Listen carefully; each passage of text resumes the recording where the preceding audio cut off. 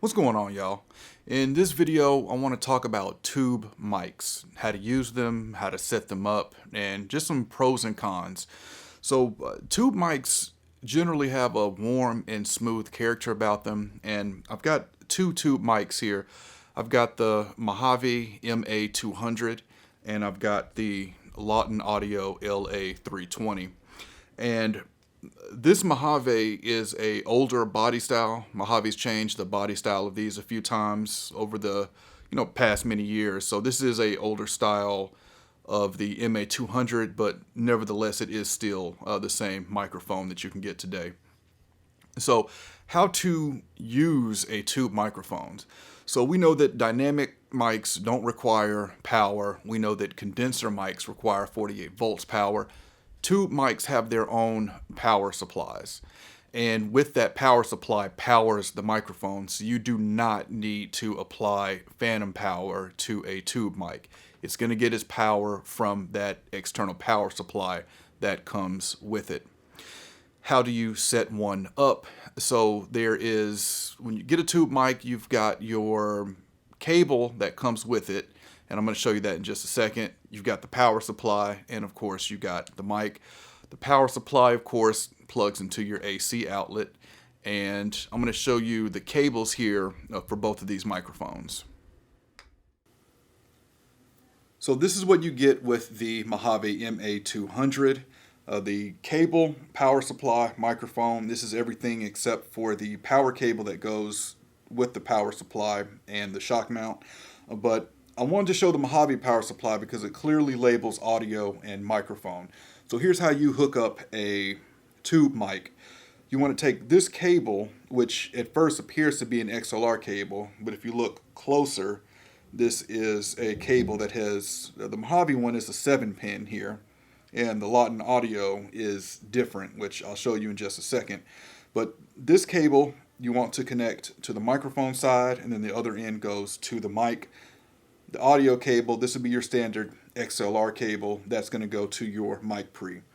Now, I want to point out that not all of these mic cables are the same for tube mics. So here on the left is the Mojave, which I said is a 7-pin, and on the right is the Lauten Audio, and you can see they are different.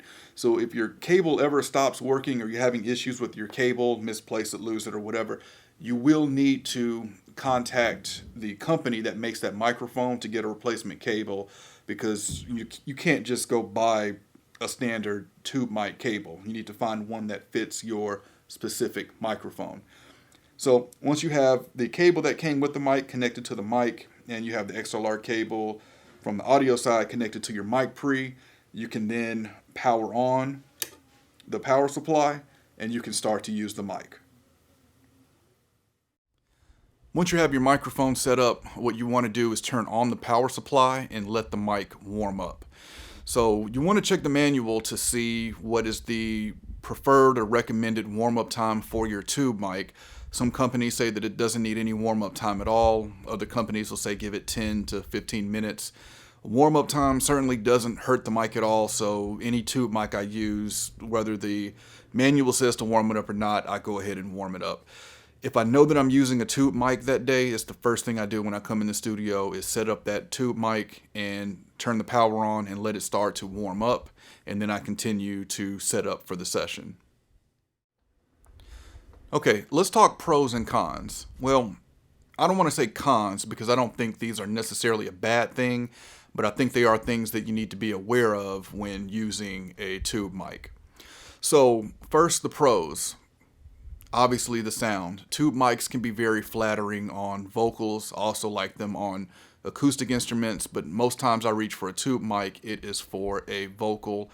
Just the color and character that you can get from a tube mic, and I'm not going to say all tube mics because, all mics are different. The Mojave has more character than the Lauten Audio does to me. The Lauten Audio is cleaner to me. So depending if I want cleaner or do I want that character, but it's a great way to get some warmth, color, and character before you get to your mic pre. So if you don't have a mic pre for character, you can get that from the microphone.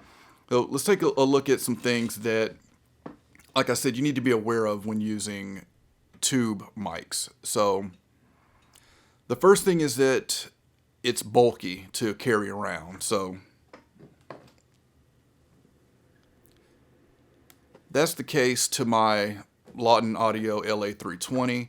Because of all of the parts that come with a tube mic, the power supply, the additional cable, the power cable, the mic and the shock mount, you're going to need a bigger carrying case for it.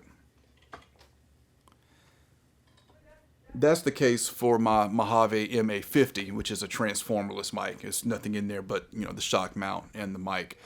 The other thing is that tubes will eventually go out. You can think of it as a light bulb. It's going to eventually die at some time and will need to be replaced. So, that's one thing to keep in mind, is that it's going to eventually need to be serviced, repaired, replaced. And the last one is, it can take a little while to set up because you have to find a wall outlet, plug in that power supply. You just have a couple extra cables to hook up to get a tube mic going. I won't lie, sometimes I'm too lazy to use a tube mic. I don't feel like going through the extra time to make those extra connections, plug it into the wall, let it warm up. Sometimes I'm in the studio and the artist is just ready to go and I don't have time to, grab a tube mic and let it warm up and all that. So those are things that you need to be aware of about tube mics.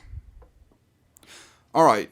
So that is how to use a tube mic, how to set one up, and just, a little bit about them. So any questions, comments, let me know, and I'll catch y'all next time. I want to invite you to check out my podcast, the Faders Up Podcast, where we discuss pro audio and beyond. We discuss everything from recording to gear to the music business. So if you're an audio engineer, songwriter, recording artist, music producer, this podcast is for you. We recently started season 2, and we're going to have a lot of listener questions on this season, as well as some really cool guests that's lined up and giveaways as well. So if you've already subscribed and followed the podcast, thank you. If you haven't, it's available on all platforms, and I encourage you to check it out. Also, rate it and review it and let us know what you think.